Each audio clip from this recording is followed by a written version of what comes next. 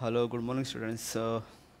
My name is Vijay और आज हम देखेंगे मराठी पोएम नंबर 2 संतवाणी। संतवाणी में दो संतवाणी है। फर्स्ट इज़ भेटी लागी जीवा एंड सेकंड इज़ संत कृपा झाली। तो हम स्टार्ट करते हैं भेटी लागी जीवा। प्रस्तुत अभंगातून संत तुकाराम महाराज यांनी आपल्या मनातील विठ्ठलाच्या भेटीची ओढ समर्पक दृष्टांतून व्यक्त केली आहे। तुम्हें पता है कि महाराष्ट्र जो है, महाराष्ट्र को संतों का राष्ट्र कहा गया है क्योंकि महाराष्ट्र में संत ज्ञानेश्वर, संत एकनाथ, तुकाराम, जनाबाई, मुक्ताबाई से सोपानदेव से बहुत सारे संतों ने जन्म लिया है। इसलिए महाराष्ट्र को संतों को भूमि भी कहते हैं। और इनका एक वारकरी संप्रदाय होता है। संप्रदाय मतलब क्या? ग्रुप, वारकरी संप्रदाय। अब वारकरी संप्रदाय मतलब क्या कि साल में दो बार आषाढ़ी एकादशी और कार्तिकी एकादशी, ऐसे दो बार पंढरपुर में मेला लगता है। तो ये जो मेला होता है, इस मेले को अटेंड करने वाले जो होते हैं उनको वारकरी संप्रदाय कहते हैं। तो ये जो संत है, इसमें से संत तुकाराम ने आपल्या मनातील, उनके मन में विठ्ठल भेटे मतलब भगवान को मिलना चाहते हैं। क्या करते? भगवान को मिलना चाहते। तो उनके मन में जो आस लगी है भगवान को मिलने की, उस बारे में उन्होंने दृष्टांत था, समर्पक दृष्टांत। समर्पक मतलब सुटेबल।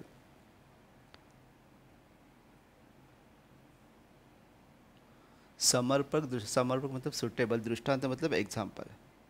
दृष्टांत मतलब एग्जाम्पल से मतलब कुछ एग्जाम्पल्स दिए कि वो एग्जाम्पल लेकर उन्होंने बताया कि जैसे कि एक बेटा अपने माँ को मिलने के लिए कैसे तरसता है, या फिर एक पंछी होता है ना, तो कुछ पंछी या फिर माँ, जानवर, इनके थ्रू इनके एग्जाम्पल देकर उसने उनके मन में जो आस लगी उस आस के बारे में बताया, उसको व्यक्त किया है। ओके, शुरुआत करते हैं। भेटी लागी जीवा। भेटी लागी जीवा लागली से आस, पाहे रात्रंदिवस वाट तुझी। संत तुकाराम भगवान से मिलना चाहते हैं और उन्होंने क्या कहा है? भेटी लागी जीवा लागली से आस। भेटी लागी जीवा मतलब क्या कि मेरा जो मन है, मेरा मन है आपको मिलने के लिए तरस रहा है। लागले से आस, लागले से आस मतलब क्या? होप्स पड़े, एक इच्छा मेरे मन में है कि आपको मुझे मिलना है। पाहे रात्रंदिवस वाट तुझी। रात्रन दिवस मतलब day and night. Day night मतलब दिन में भी उनको नींद नहीं, रात को भी नींद नहीं। वो इंतज़ार कर रहे। किसका इंतज़ार कर रहे? भगवान का इंतज़ार कर रहे, क्योंकि वो भगवान को मिलना चाहते हैं। पाहे रात्रन दिवस वाट तुझे। अब आगे उन्होंने वो किस तरह से इंतज़ार करते हैं उसके बारे में एग्जाम्पल दिया है। पौर्णिमेचा चंद्रमा चकोरा जीवन, तैसे माझे मन वाट पाहे। पूर्णिमेचा चंद्रमा चकोरा जीवन, चकोर नाम का एक पंछी होता है।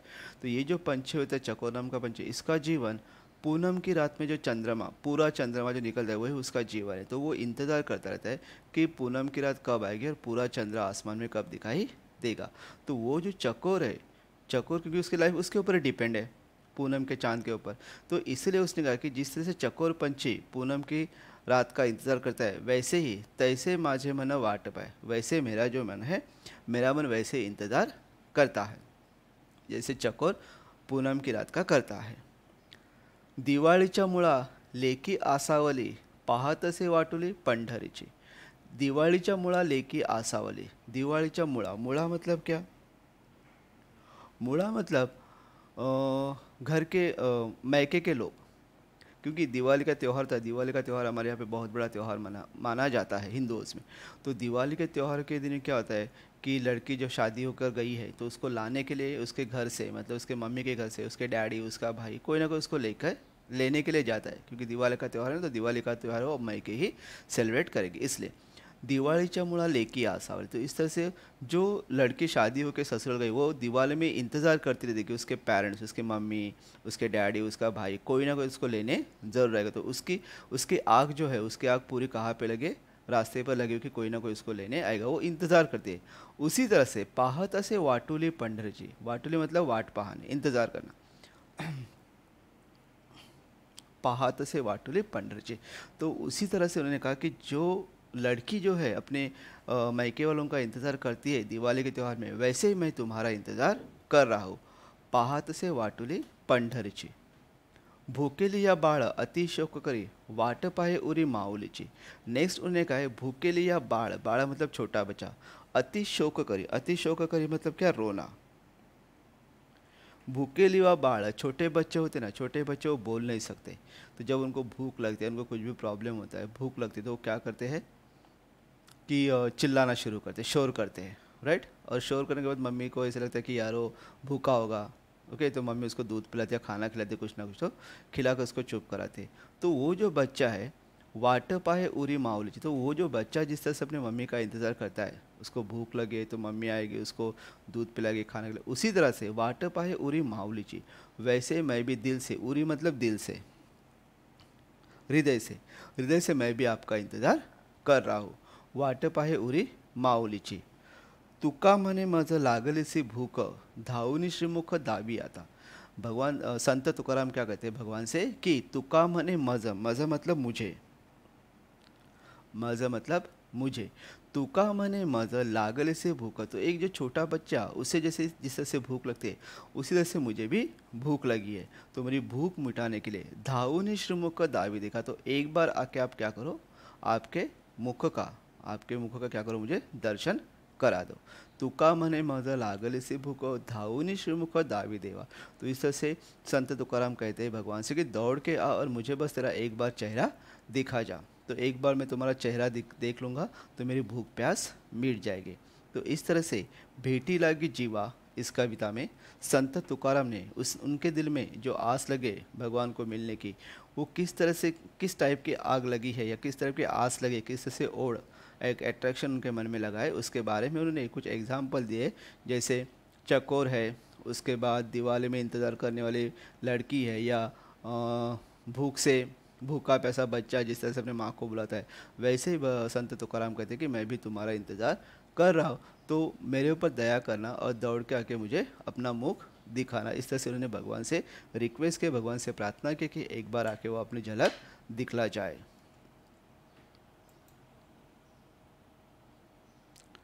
दूसरी संतवाणी है संत कृपा झाली। प्रस्तुत अभंगात संत बहिणाबाई यांनी महाराष्ट्रातील वारकरी संप्रदायरूपी इमारत उभारणीमध्ये संतांचा मोलाचा वाटा कसा आहे याचे वर्णन केले आहे। ये जो संतवाणी है इसकी कवि है, कवित्री संत बहिणाबाई। अब ये भी है, ये संत तुकाराम महाराज के शिष्या रही है, मतलब संत तुकाराम महाराज इनके गुरु थे। इन्होंने क्या कहा है, प्रस्तुत अभंगा संत बहिणाबाई ने महाराष्ट्र वारकरी संप्रदाय रूपी, मैंने पहले ही संतवाणी में तुम्हें बताया कि वारकरी संप्रदाय होता क्या है। तो वारकरी संप्रदाय मतलब क्या कि 2 साल में 2 बार जो पंढरपुर के मेले में जाता है या फिर पंढरपुर का मेला अटेंड करता है, उसे वारकरी संप्रदाय।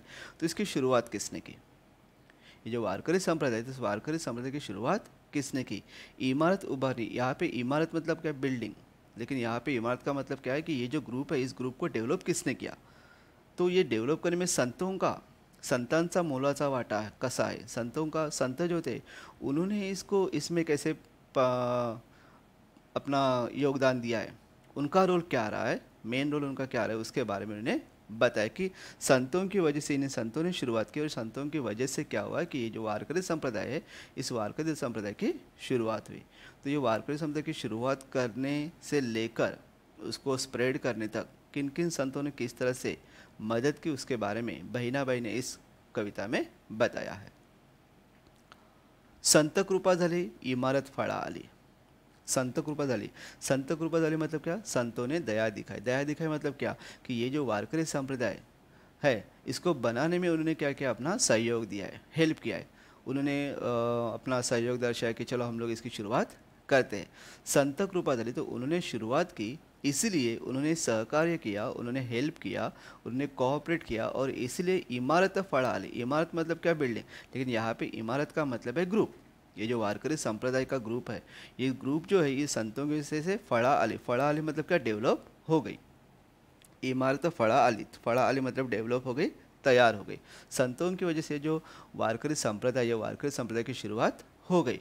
अब इसकी शुरुआत किसने और कैसे की, ज्ञानदेवे रचिला पाया, उभारिले देवालय।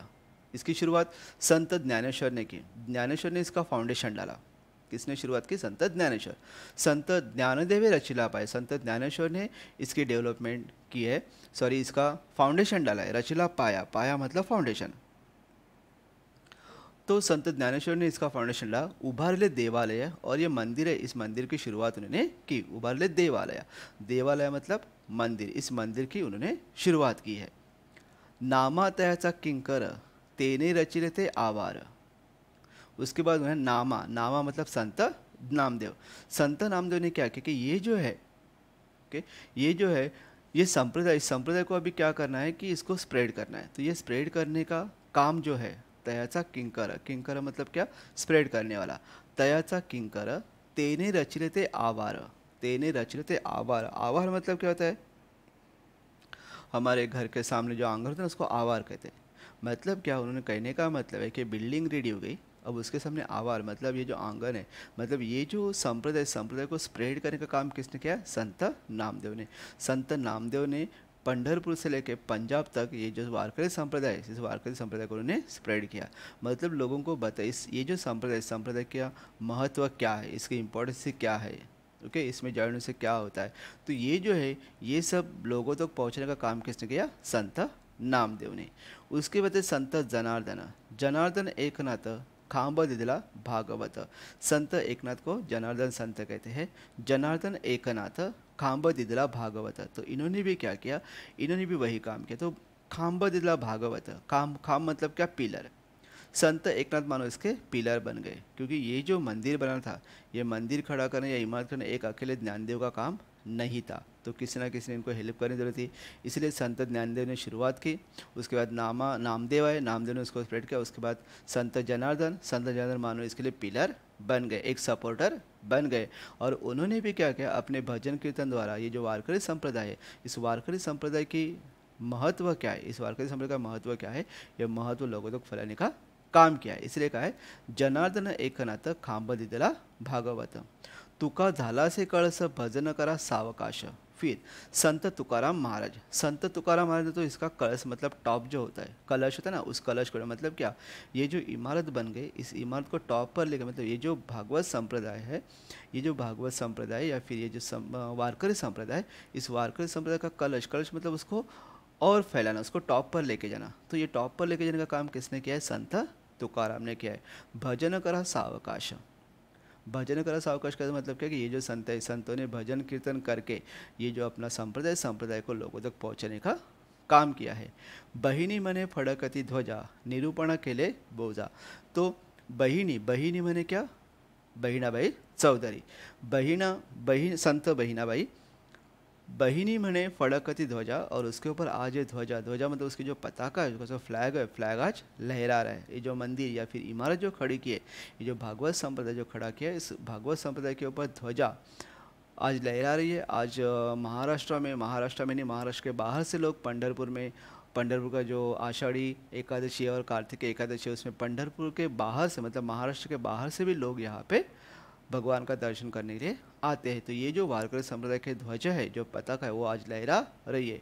निरूपण केले बोधा, तो इसका जो वर्णन है कि ये जो संप्रदाय निरूपण मतलब क्या, वर्णन कर, एक्सप्लेन करना।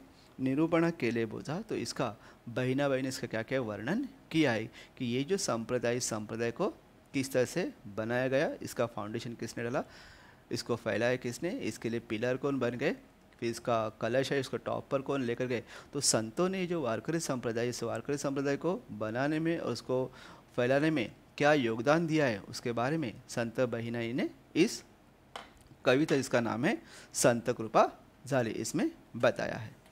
Thank you.